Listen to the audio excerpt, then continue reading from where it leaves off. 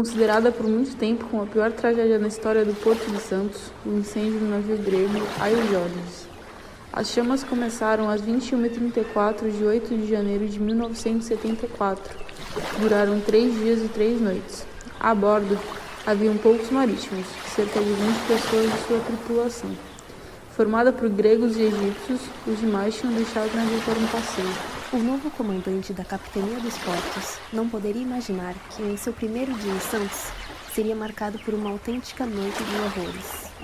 Era o incêndio do cargueiro Aio Georgios, seguido de violentas explosões, que sacudiram a cidade e espalharam pânico. De noite que a gente viu as labaredas subindo, a gente viu um brilho muito grande. A vizinha do 252 chamou a minha mãe, era uma japonesa, dona Michiko.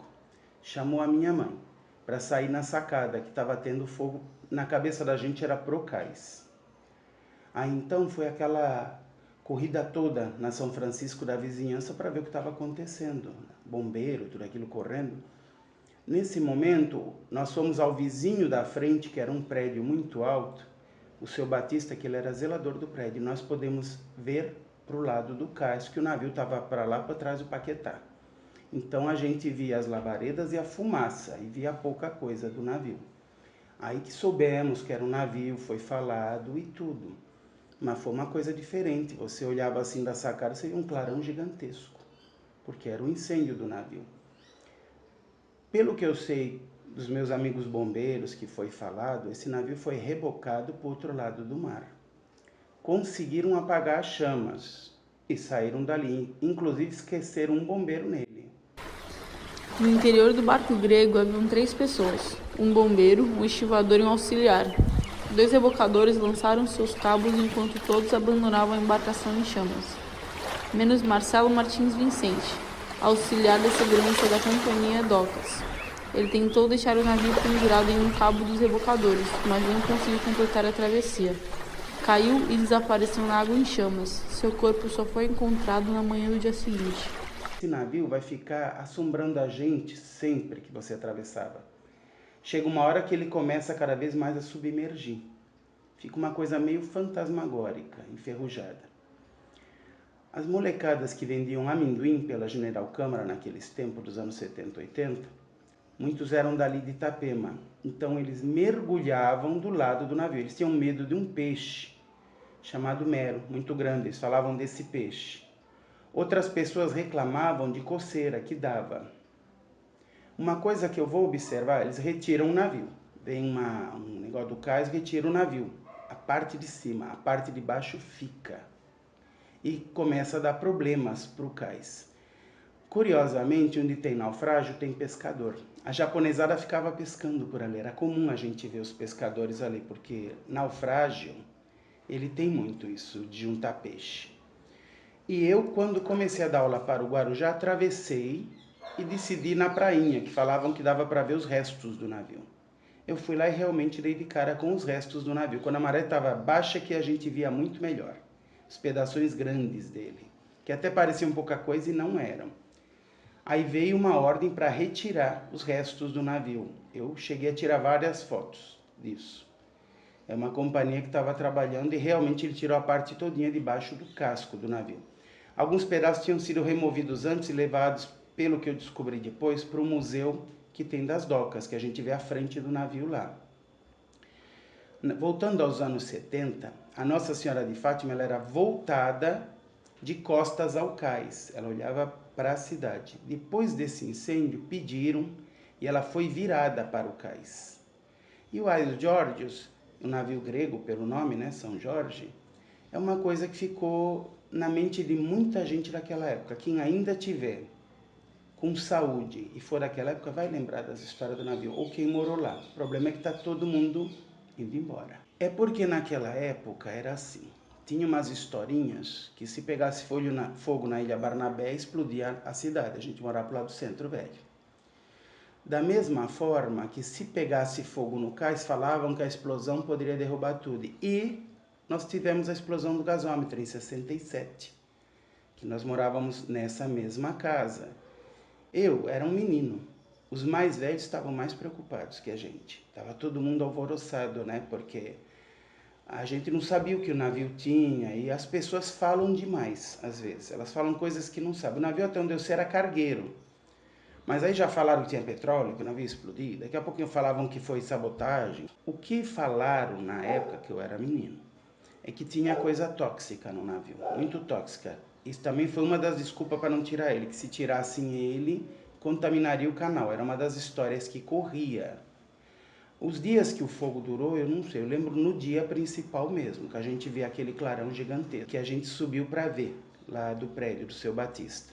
Agora, por que demorou tanto? Acho que o que teria dentro, né, talvez foi o que alimentou o fogo. E os bombeiros, realmente, toda vez que tinha um incêndio no cais, eles só saíam quando acabava o incêndio, que eles davam por fim no sinistro, que nem se falava.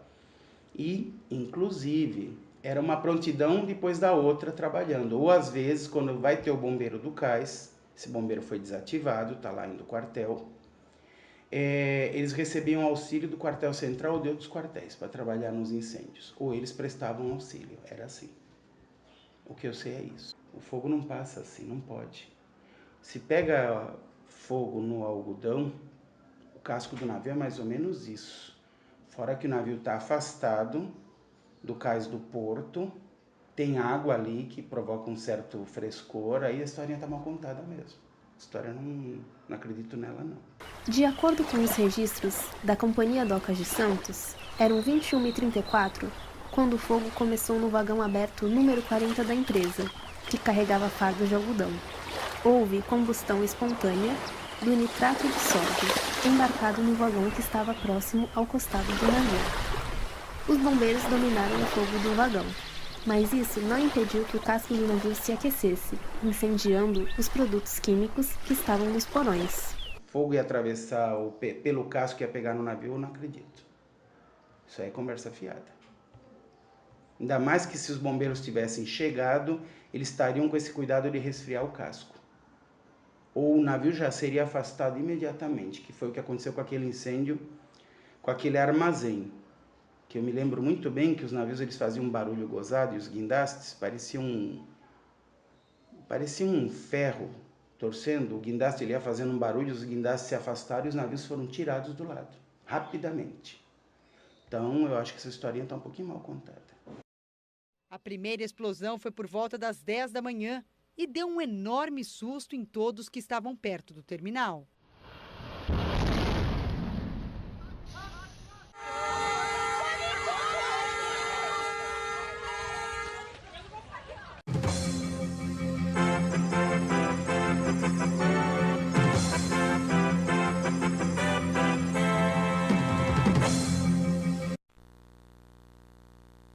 Meio-dia 1 pelo horário de Brasília. Nesse momento, um incêndio de grandes proporções atinge pelo menos 2 tanques de combustível de uma empresa que fica num terminal privado próximo ao Porto de Santos, no litoral de São Paulo. A gente já tem algumas imagens desse incêndio. O fogo começou por volta das 10 da manhã e a fumaça já pode ser vista de muito longe. Os moradores do bairro contam que ouviram várias explosões e os navios que estavam atracados no porto já estão saindo por causa do risco de outras explosões. Ainda não há informação sobre mortos. Considerada a pior tragédia da história do Porto de Santos e uma das maiores do país, o incêndio no terminal ultracargo. As chamas começaram às 10 horas no dia 2 de abril de 2015 e foi extinguido completamente apenas às 11 horas no dia 10 de abril de 2015, totalizando 9 dias de incêndio. As chamas atingiram mais de 60 metros de altura e as explosões ocorreram no próprio local. Foi utilizada também água do mar para combater o incêndio, sendo que o navio Fleury do Corpo de Bombeiros de São Paulo fazia o bombeamento até as viaturas, em uma distância de aproximadamente 700 metros, e de lá a água era totalmente disponibilizada para os equipamentos de combate. Além do Fleury, a Petrobras disponibilizou 2 rebocadores para também bombearem água para o sinistro. Uma antiga ligação subterrânea com a Transpetro permitiu que também fosse utilizado a rede de incêndio desta empresa. Porém, o incêndio trouxe várias consequências para os moradores das redondezas, como complicações respiratórias. Para tentar conter as chamas, foi utilizado mais de 8 bilhões de litros de água salgada, que posteriormente retornou ao mar e causou a morte de 7 toneladas de peixes, por conta da diminuição da taxa de oxigênio na água. Com a participação de 950 homens, diversas empresas que cederam pessoas e equipamentos, entre eles a Petrobras, Transpetro, Braskem, Ultra, ajudou a agilizar a finalização desse ocorrido. Um comando integrado entre todos os envolvidos garantiu o sucesso dos trabalhos e evitou problemas ainda maiores, como o incêndio atingisse outras áreas da região. Nenhuma vida foi perdida nesta operação. Esses tanques, normalmente, eles têm aparatos de segurança que, se forem usados de forma correta, eles inibem a ação do fogo. Eles tiram o oxigênio de dentro do tanque e diminuem a possibilidade do fogo se alastrar. Então, não dá para citar uma única causa. Existe uma série de causas possíveis, né, de investigação, e que, muitas vezes, por causa do próprio acidente, essas causas ficam difíceis de serem identificadas. Mas com certeza existiu falha humana, falha mecânica, uma série delas, né? Uma sucessão de falhas, na realidade.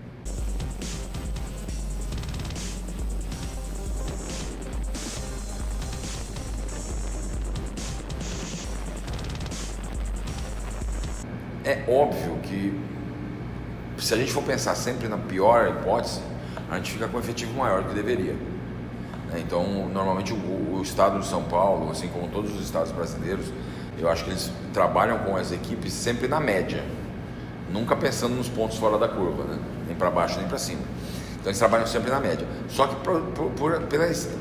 pela complexidade do que se promove em Santos, pela condição que a gente tem de produtos químicos, produtos perigosos, inflamáveis, explosivos que tramitam em Santos, eu acho que pelo menos as equipes deveriam ter treinamentos periódicos de reciclagem em função desses acidentes e planos de contingência para que outras equipes possam chegar a tempo caso aconteça um sinistro. Porque o maior problema do combate ao incêndio da Ultracargo, na minha opinião pessoal, foi o tempo de resposta. Nós temos um problema sério aqui em Santos, que é o tempo de resposta para uma crise. As crises aqui em Santos, elas levam muito tempo para que alguém tome uma atitude efetiva. Aqui as entidades dos governos, as entidades governamentais, as entidades de combate, elas sempre pensam, analisam muito o que é para ser feito e muitas vezes fazem de forma incorreta. E aí, se o prazo se estende muito, a gente está falando de um terminal de containers, de um terminal de tanques, onde 75% foi pego pelo fogo. Talvez, se esse combate tivesse sido mais rápido, tivesse começado mais rápido, ao rescaldo dos outros tanques, efetivamente jogar água em outros tanques, para que não se alastrasse, talvez esse número de tanques que sofreram o sinistro fosse menor. Então, realmente, eu acho que existe a necessidade sempre de imaginar o pior, se preparar para o pior, e aí você tem equipes que vão estar treinadas para quando ocorrer. Se não ocorrerem, essas equipes estão sempre melhor preparadas do que vão precisar. Então, acho que realmente Santos precisa começar, não só Santos, mas a região como um todo, precisa começar a treinar melhor o seu efetivo, principalmente no quesito de locomoção, para que esse efetivo consiga chegar nos locais com mais rapidez e atingir o objetivo, no caso de um combate a incêndio, com mais efetividade. Eu acho que realmente precisa. Talvez o contingente, se a gente for pensar pela condição que Santos tem, o contingente deveria ser maior. Só que jamais o governo vai pensar nisso, porque o governo vai trabalhar sempre na média. Então ele vai pensar, quantos acidentes ocorrem na cidade de Santos por ano? Ocorrem, 50 acidentes. Qual a proporção desses acidentes? Pequenos a médios. Eles não vão colocar uma equipe muito grande para deixar sem utilização. Esse incêndio, assim como a explosão que aconteceu em 2015 também em Tianjin, traz lições muito importantes para as áreas portuárias. Primeiro, a deficiência que as áreas portuárias têm em relação a grandes catástrofes como essa, a grandes acidentes como esses. Não existe um plano efetivo de evacuação nas cidades portuárias, nas áreas portuárias em relação a esses acidentes. Esse acidente da Ultracargo, felizmente, ele não teve vítimas fatais. Foi um acidente que foi contido de certa forma, apesar de ficar 9 dias de incêndio efetivo e depois ficar mais parte de rescaldo. Pela proporção que ele teve, não teve vítimas fatais. Mas tanto aqui quanto na China, a gente percebe a fragilidade que o porto tem para tratar desses assuntos, para tratar dessas condições. Na China foram 700 acidentados e oficialmente divulgaram 29 mortes, mas se sabe que foram 50. Então a gente tem que pensar que as áreas portuárias, em função dos produtos que elas operam, elas deveriam ter um plano de contingência muito mais efetivo do que elas têm. As áreas portuárias, elas têm planos de contingência para pequenos acidentes. Aconteceu o tombamento de uma carreta, aconteceu o tombamento de um produto químico, caiu, vazou alguma coisa, eles têm planos de contingência.